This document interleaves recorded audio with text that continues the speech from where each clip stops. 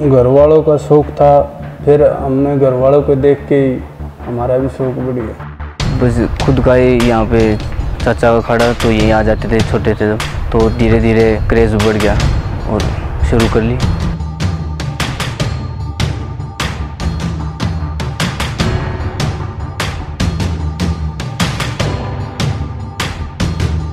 हमारे घर में रेसलिंग का शौक था, पिताजी से शुरुआत की थी, उनका अपना शौक था। परिवार में दादा ताऊ ये पहलवानी किया करते थे। एक के यही सोच लेके की थी कि इस इलाके के बच्चे अच्छे हों और बच्चों में एक अच्छे संस्कार पड़े, अच्छे खिलाड़ी बने, तो किसी ना किसी गेम से जुड़ जाएं। मैं कुश्ती की ज़्यादा जानकारी रखता हूँ, इसलिए अखाड़ा बना लिया।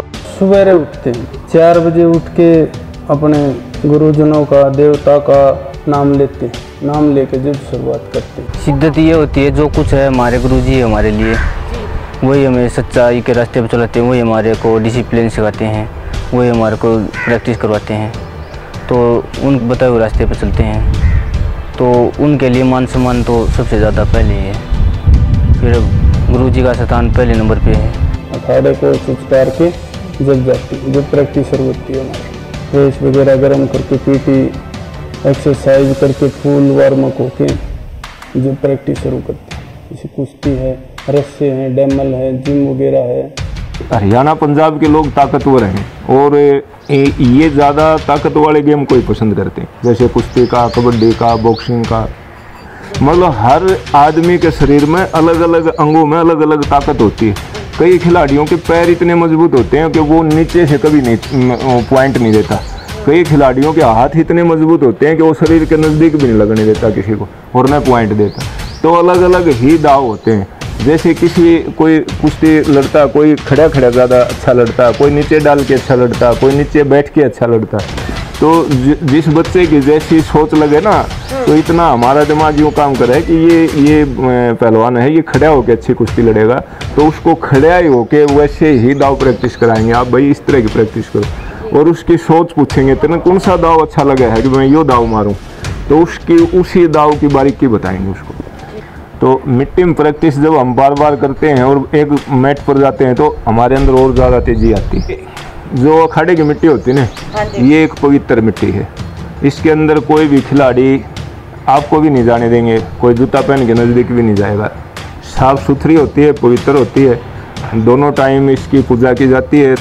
तेल है, हल्दी है, बरूदा है, तो ये चीज़ भी डाल लेते हैं। एक तो बच्चे के छोटी मोटी चोट लग जाए ना, तो वो इस मिट्टी की ही दवाई बन के ठीक हो जाती है। पहले क्या करते ना, वही खिलाड़ी में बुद्धि कम हो, लेकिन ऐसा नहीं।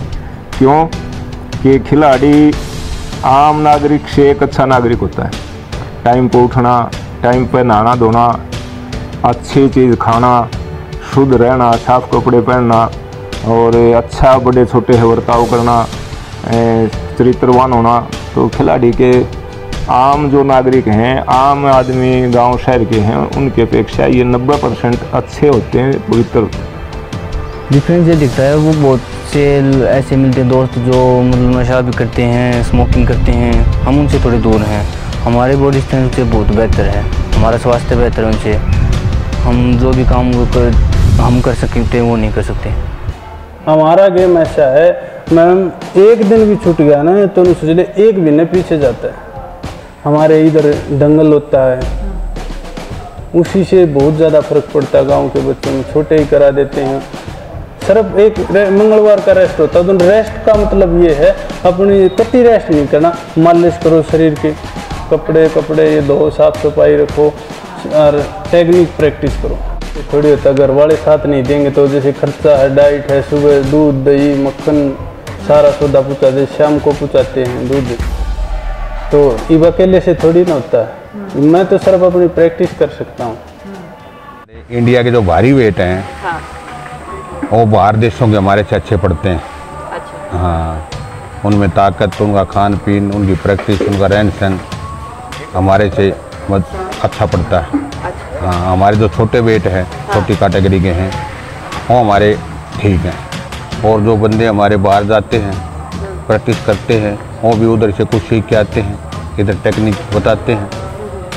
मैं रोज़ाना प्रैक्टिस करता हूँ, ब्रह्मचर्य का पालन करता हूँ और अपने डिसिप्लिन से अपने गुरुजी का के चलाए हुए रास्ते पर चलता हूँ तो मुझे लगता है कि मैं कुछ कर सकता हूँ। समाज में जाएंगे तो एक खिलाड़ी को कितनी इज्जत मिल रही, एक उद्योगपति गांव में चला जाएगा उसको शायद कोई जाने भी नहीं, उसमें 100 आदमियों से परिचय करना पड़ेगा कि मैं जिंदल हूँ, मैं डालमिया हूँ, मैं फलाना हूँ। लेकिन यहाँ अगर सुशील को उतार दें तो आम आदमी पहचान लेगा ये सुशील है, ओलंपिक का मेडलिस्ट है। मैं 5 साल बाद अपने आप को अंतर्राष्ट्रीय पहलवान के नज़रिए में देखना चाहूँगा। ये एक मैसेज है कि भाई अपने बच्चों को किसी न किसी गेम से लगा के रखो। गेम एक ऐसी पवित्र चीज़ है जो बच्चे का जीवन सुधार सकती है और बच्चे को दूसरे गलत कामों से बचाने का एक सबसे अच्छा रास्ता है।